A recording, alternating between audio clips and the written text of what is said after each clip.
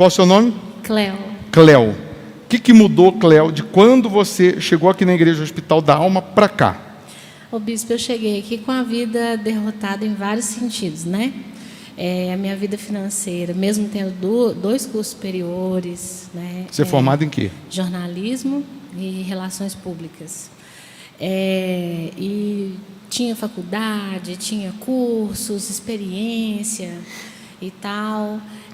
Eu não conseguia nada, né? Tudo que eu tentava dava errado. Além disso, eu estava com a minha vida espiritual também, assim, uma derrota, né? Eu não orava, eu não tinha forças. Estava fria? Fria, muito fria. Eu não tinha forças para orar. Eu não lia a Bíblia. Eu não tinha vida com Deus, né? E mesmo tendo sido criada dentro de igreja evangélica, né? Então conhecia já a Bíblia? Conhecia. Mas não estava desfrutando do que está escrito nela. Não, e eu também não conhecia Deus. Eu não conhecia Deus, literalmente, né? Muito triste. Hoje eu olho para trás e vejo que, na verdade, eu estava com depressão e eu não sabia disso, né? Cheguei a pesar quase 100 quilos, assim. Estava péssima, sabe? E aí, vindo, né, ouvindo a palavra, no primeiro culto das 7 da manhã, do primeiro dia que abriu, eu estava aqui. Na inauguração. Na inauguração.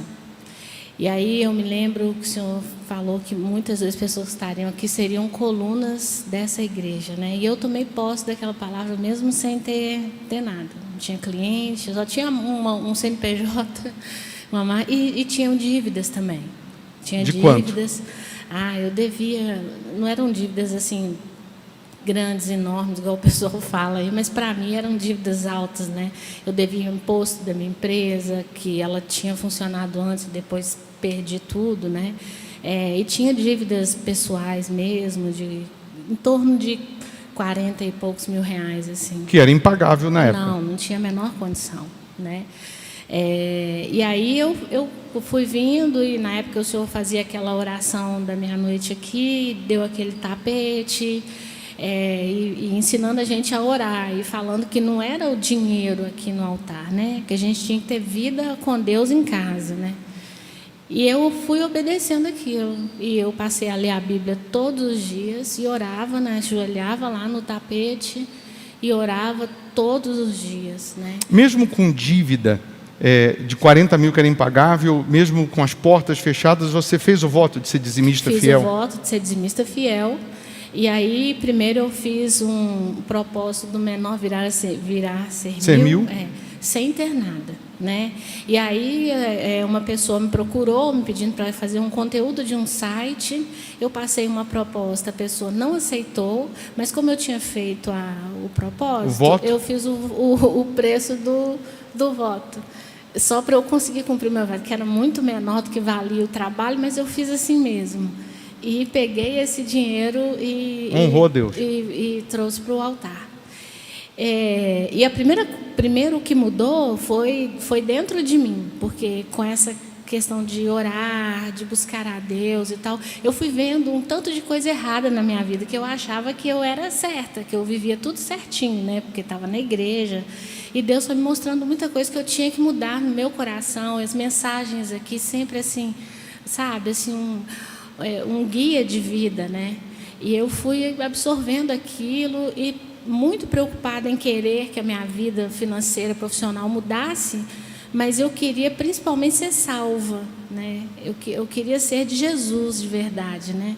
E então foram as duas coisas assim simultâneas, sabe? E aí minha irmã, eu tenho uma irmã que me ajudava muito na época, né, assim, com muita coisa, me dava as coisas, porque eu não tinha nada, né? Eu tenho 2 filhos, meu marido é representante comercial. Nós cancelamos o nosso plano de saúde para deixar só o dos meninos, e essa minha irmã muitas vezes me dava o dinheiro para eu pagar o plano de saúde, porque não tinha. E aí o senhor fez um propósito de uma gravata. Lembro. E aí ela me deu o dinheiro para pagar a Unimed, e eu peguei o dinheiro da Unimed e fiz o propósito da gravata. E morrendo de medo dos meninos passarem mal, e o Unimed eu falei, Deus, atrasado. não deixa eles passarem mal, porque senão meu marido vai me matar. e fiz, na fé. E na época ele tinha poucas fábricas, sabe? Pouquinhas, assim. O voto da gravata era quanto? Era R$1.000. Era o menor, virar 100.000 de novo. Era, mas aí era com a gravata. Uhum. Aí eu peguei essa gravata, bispo, levei para casa e imprimi as logomarcas das empresas que eu queria trabalhar para elas. E peguei as empresas que o meu marido tinha, como ele representava, e as que ele gostaria de representar.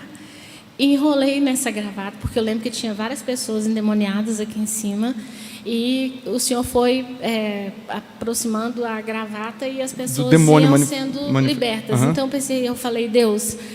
Eu orei bem assim, sabe, bispo? Falei, Deus, eu não sou bispo, mas eu tenho fé também. Então, se aquele demônio lá saiu quando ele pôs a gravata, todo demônio que estiver amarrando para eu não conseguir atender as empresas e amarrando as empresas que o meu marido pode atender para nossa vida mudar, vai cair por terra igual caiu lá, em nome de Jesus. E imprimi e enrolei nessa gravata e deixei lá. Todas as empresas que eu pus lá, eu atendo hoje. E todas as empresas que eu pus lá, o meu marido representa hoje também. Então mudou a vida financeira? Deus mudou a minha vida. Hoje eu não tenho mais essas dívidas. Pagou a dívida? Eu paguei as dívidas. Eu consegui... mudar, né, totalmente a minha casa.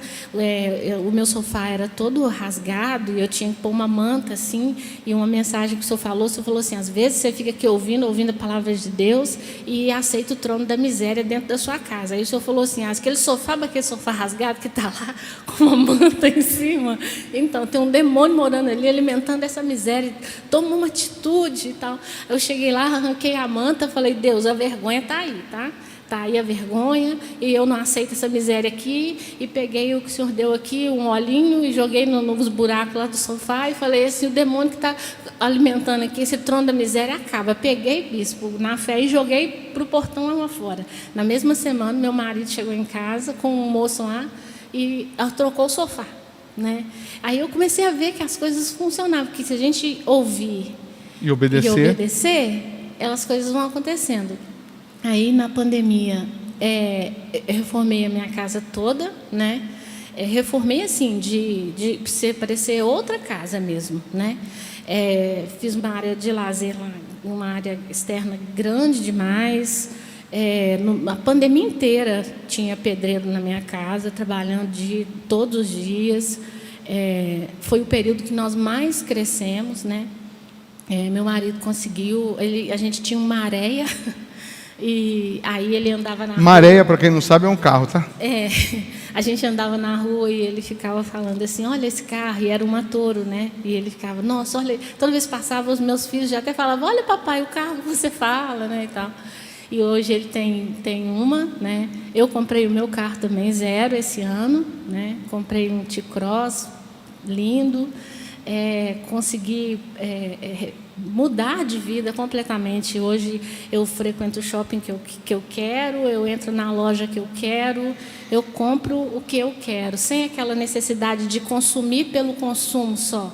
Mas se eu quiser algo, tem condições eu hoje. tenho condições de fazer hoje, porque eu não tinha nem cartão de crédito, eu não tinha nada, Então Deus mudou.